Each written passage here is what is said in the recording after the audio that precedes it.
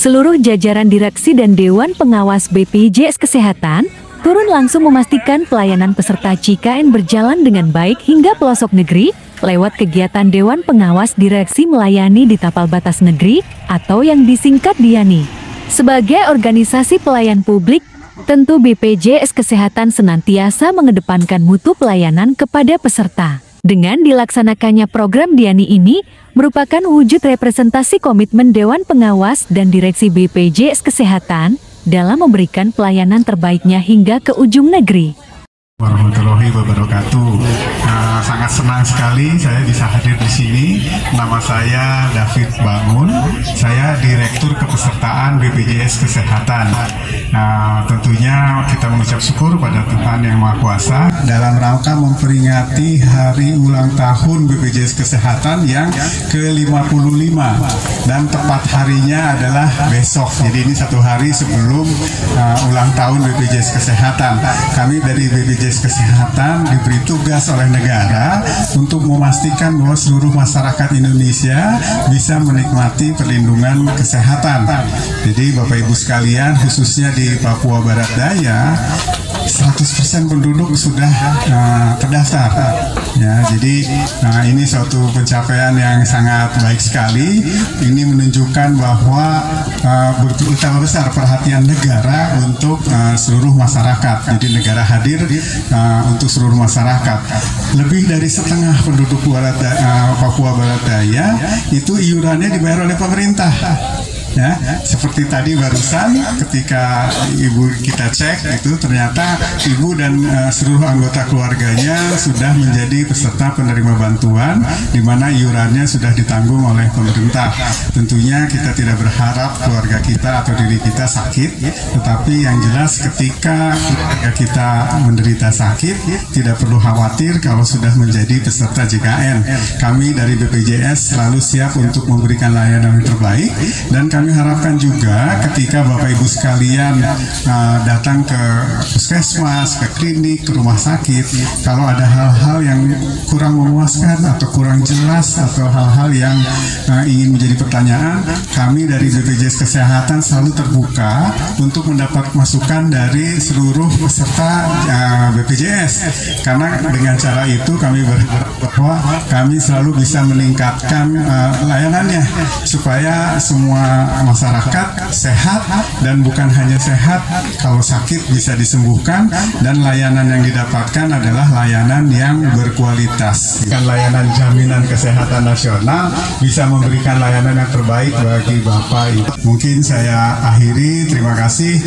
Kami harapkan Bapak Ibu sekalian, mungkin tadi sudah lama menunggu atau mohon maaf karena kita baru menyelesaikan kunjungan anggota DPR ya tadi ke pemerintahan diterima oleh Gubernur Papua Barat Daya. Baik, terima kasih Bapak Ibu sekalian. Salam sejahtera bagi kita semua. Wassalamualaikum warahmatullahi wabarakatuh. Di sela-sela acara DIANI ini, Direktur Kepesertaan BPJS dikejutkan dengan kue ulang tahun BPJS Kesehatan oleh panitia penyelenggara. Terlihat begitu senangnya beliau menunjukkan sikap kepedulian kepada semua tamu undangan yang hadir dengan bernyanyi, bertepuk tangan, dan berfoto bersama mereka.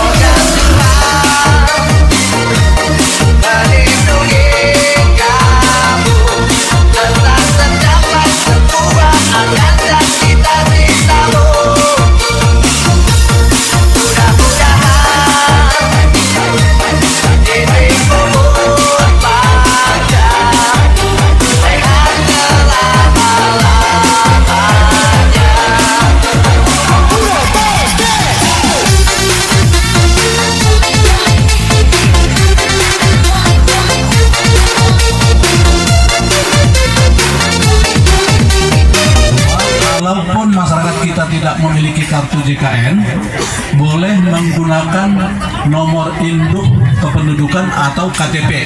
Jadi jangan ada yang ditolak kalau misalkan ke puskesmas hanya menggunakan KTP, itu bisa. Gitu ya? Ya, nanti minta tolong Ibu Lurah juga bisa sambil mensosialisasikan. Kartu ini di puskesmas atau di rumah sakit itu? Di puskesmas. Nah, ini Pak Michael kita uji nih. Bagaimana pelayanannya Pak Michael di mari Bu sini. Ceritakan pelayanannya puskesmas kita waktu dilayani oleh Pak Michael. Setiap pagi kalau kita pergi ke puskesmas, si kartu ini dilayani bagus. Ada pernah dimarah-marahin Pak Michael? Pernah. Kemudian Pak Michael senyumnya lebar nggak? Senyumnya lebar. Marah-marah. Pernah marah-marah Bu, artinya pernah itu tidak. Pernah marah-marah artinya tidak pernah marah-marah. Jadi tepuk tangan untuk Pak Michael sebagai kepala puskesmas. Ini bimbingan dari Ibu Lurah juga. Baik, kita juga sangat bahagia. Baik, ada ini. Kalaupun nanti tidak ada ininya, hilang misalnya, KTP boleh Bu ya. Jadi boleh. Ya. Ya. Makasih Bu, sehat selalu ya. Ini tujuannya apa? Iya, jadi ini kegiatan dalam rangka hari ulang tahun Timur sebelah sana ya. Ya. Seperti yang tadi saya sampaikan. Hari ini ya kita namakan si dan lewat melayani. Jadi kita ingin merasakan lah sebagai potensi lewat biasa peserta. Boleh yang dom timur di sebelah sini. Dom barat di sebelah sini. Nanti dilayani oleh Mbak Dewi yang itu apa Pak? Jadi memang kalau di kesehatan pertama paling banyak itu boleh tertib Bapak Ibu sekalian, mohon bantuannya ya. apakah misalnya namanya tidak sesuai atau ada keluarga Mohon tertib, semua pasti akan dilayani Bapak Ibu sekalian ya. itu yang paling banyak tapi juga kadang-kadang pengaduan itu terkait dengan layanan di seperti ya Paskes Yang timur sebelah kiri saya. dari bayaran atau obatnya tersedia itu yang biasa Jalan Ibu izinnya. memang itu selalu menjadi upaya kami untuk Boleh satu orang saja. pertama menyelesaikan kedua Sekalian yang tertib ya. Izin. Untuk di Papua Barat Daya semuanya sudah ini masuk. Jadi khusus untuk Papua Barat Daya ini suatu hal yang menggembirakan bahwa seluruh penduduk sudah terdaftar dan dari yang sudah terdaftar Dom timur lebih dari 96% itu aktif statusnya. Jadi kan biasanya ada peserta yang enggak non aktif tentunya, tapi khusus untuk Papua Barat Daya ini adalah provinsi dengan tingkat aktif tertinggi di Indonesia 96%. Ya bisa dibilang adalah kebetulan ada yang sisanya itu mungkin karena nggak sakit atau apa jadi nggak ngurus. Jadi itu tertinggi di Papua Barat Daya. Jadi semua penduduk sudah terdaftar. Ya, lebih dari 60% memang dibayar oleh pemerintah pusat. Ya, sedangkan pemerintah daerah juga kabupaten kota ikut aktif juga mendaftarkan karena kalau dari pemerintah pusat kurang lebih 60%. Sedangkan di sini kan udah 100%. Jadi semuanya ini bahu-membahu, baik itu pemberi kerja, baik yang mendaftarkan sendiri, termasuk Pemda juga menunjukkan komitmen untuk mendaftarkan masyarakatnya. Jadi tercapai 100%. Nah ini satu yang menggembirakan karena kalau untuk Indonesia itu baru tahun 2024 diharapkan 98%. Nah kalau Papua Barat bahkan di Papua Barat Daya ini 2023 pun sudah melebihi dari target nasional. Jadi memang tantangan lagi untuk provinsi lainnya, kota lainnya yang belum mencapai status UHC, belum tersandar coverage. Pak, di Soraya di Papua Barat Daya ini kan UHC-nya boleh dikatakan 100% ya Pak? Iya, betul. Ini apalagi yang harus ditingkatkan selain pelayanannya Pak? Selain yang memang yang utama tadi ya pelayanan, tapi kami berharap juga adalah data kependudukannya mungkin masih ada yang belum sesuai, gitu ya, namanya belum sesuai. Kadang-kadang itu yang kita harapkan sama-sama dengan pemerintah daerah kita berupaya supaya validasi data ini masih baik sehingga tidak ada kejadian masyarakat itu sebenarnya sudah tercatat, tetapi nama yang tercatatnya kurang sesuai. Kadang-kadang ada yang jenis kelaminnya salah atau tanggal lahirnya salah gitu ya. Itu yang kita harus benahi khususnya untuk data. Tetapi memang tantangan yang utama adalah akses layanan. Artinya ada 2 kabupaten yang rumah sakit. Kita harapkan bahwa seluruh kabupaten itu memiliki rumah sakit, dan tadi juga dengan acara dengan DPR itu diharapkan bahwa setelah menjadi provinsi di sini akan ada rumah sakit baru yang menjadi rujukan provinsi.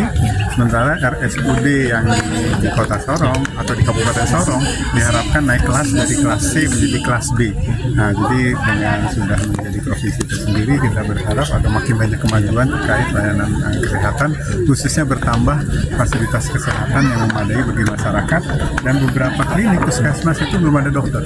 Nah, ini juga tantangan mungkin nanti Kementerian Kesehatan dengan pemerintah provinsi bagaimana mengisi tenaga kesehatan, tenaga medis untuk puskesmas yang sudah ada, fasilitas sudah ada, tetapi SDM-nya kurang. Nah, ini yang menjadi tantangan supaya akses masyarakat makin mudah, ya, tidak perlu jauh ke kota atau kemana, supaya bisa di masing-masing daerah yang terdekat.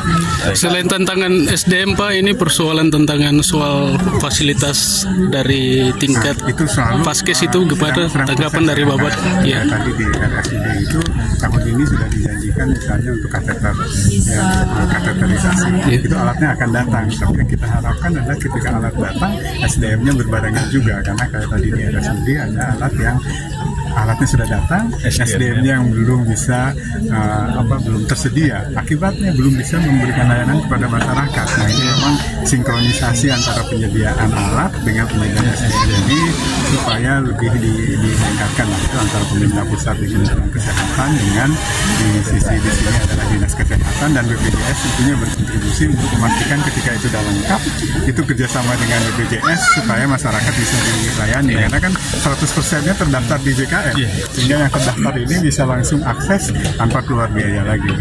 Pak, mungkin ini sedikit di luar konteks, Pak. Ini kan BPJS Kesehatan Sorong ini kan masih cabang Sorong nih, Pak. Sedangkan statusnya saat ini kan sudah untuk Sorong Raya ini kan sudah jadi Provinsi Papua Barat Daya nih, Pak. Mungkin ada wacana untuk peningkatan statusnya menjadi... Sebenarnya kalau kita secara organisasi, Pak, semua aktivitas itu sebenarnya lebih di kantor cabang. Jadi kantor cabang itulah yang benar-benar sebagai motor untuk memastikan layanan itu mendapatkan layanan terbaik. Posisi kantor wilayah itu lebih pada supervisi, Pak. Memastikan ada layanan-layanan ini apa yang lagi mesti ditangkipkan. Tetapi sebenarnya semua esensi dari layanan itu ada di kantor cabang. Jadi dengan adanya provinsi di Papua Barat Daya, di sini sudah kebetulan ada kantor cabang Sorong, Pak. Perlu diketahui bahwa kalau Papua Tengah yang ibu kotanya Nabire, kita belum punya kantor cabang. Ini kita yang sedang akan membangun kantor cabang. Jadi kalau untuk Sorong ini memang sudah ada kantor cabang, dan di situ kita pastikan jumlah SDM-nya memadai untuk memberikan layanan lebih baik. Tetapi mungkin menjadi catatan bahwa memang semua kegiatan BPJS itu intinya di kantor cabang, Pak. Nah, jadi dengan adanya jadi provinsi, saya pikir itu sudah sangat memadai. Tinggal nanti ini Pak Mangisi dari yang di Jayapura wilayah itu supervisi, Pak. Oh, berarti tidak perlu ada kantor. Tidak perlu, Pak. Tidak perlu. Mungkin yang kita harapkan bahwa nanti makin misalnya kabupaten kota makin besar, itu mungkin jadi kantor cabang, tapi lebih di situ, Pak, karena semua aktivitas itu di kantor cabang. Terima kasih. Oke, baik.